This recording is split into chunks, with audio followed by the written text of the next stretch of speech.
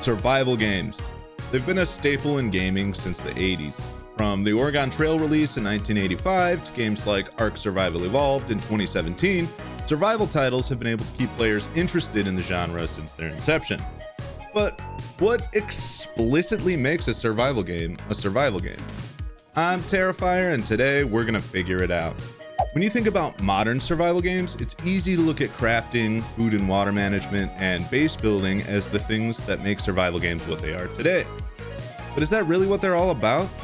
We analyzed over a dozen modern survival games to find out the underlying mechanics that define them. Here's what we found. For a survival game to be a survival game in today's world, it first needs character management that ultimately leads to death if unmanaged, like thirst, hunger, sanity, or simply a health bar. This is obvious, but still a requirement, so it's on the list. There also needs to be some sort of punishment for death, like respawning without any gear or losing skills. The game also requires an open world, an ability to craft, and a way to build a shelter. Think about it. There are no modern survival games that lack any of these, right? Subnautica, open world, hunger and thirst, crafting, and building. No Man's Sky, Valheim, DayZ, Ark Survival Evolved, Minecraft, Don't Starve, Empyrion Galactic Survival, Rust, Terraria, all have these systems and mechanics. But if you start stripping the mechanics away, would these games still be considered survival games? Let's look at Subnautica. If it didn't have thirst and hunger, would you still consider it a survival game? What about Terraria? It doesn't have either, but it does have all of the mechanics we talked about previously, and it's renowned as a survival game.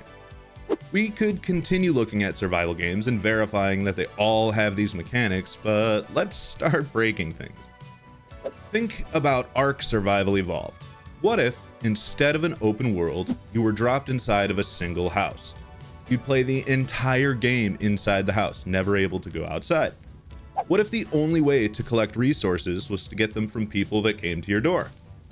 What if we kept your character's thirst and hunger meters and forced you to manage them from this limited space? While we're at it, why not remove any ability to craft or build? Would you still consider it a survival game? I think it would make a pretty simple and bare bones survival game, but still undoubtedly a survival game. But wait, we stripped away mechanics that define survival games. How would this still be considered for this genre? Because of this dissection and deconstruction, we discovered that there are actually two separate sets of requirements that a survival game must follow to be considered part of the genre. They can choose between either an open world, crafting and building, or character management like thirst and hunger. You'll find that most developers will pull from both of these pools to make your experience as challenging as a real-world survival situation. Still, they're forced to include at least one of those sets of mechanics to be considered a survival game.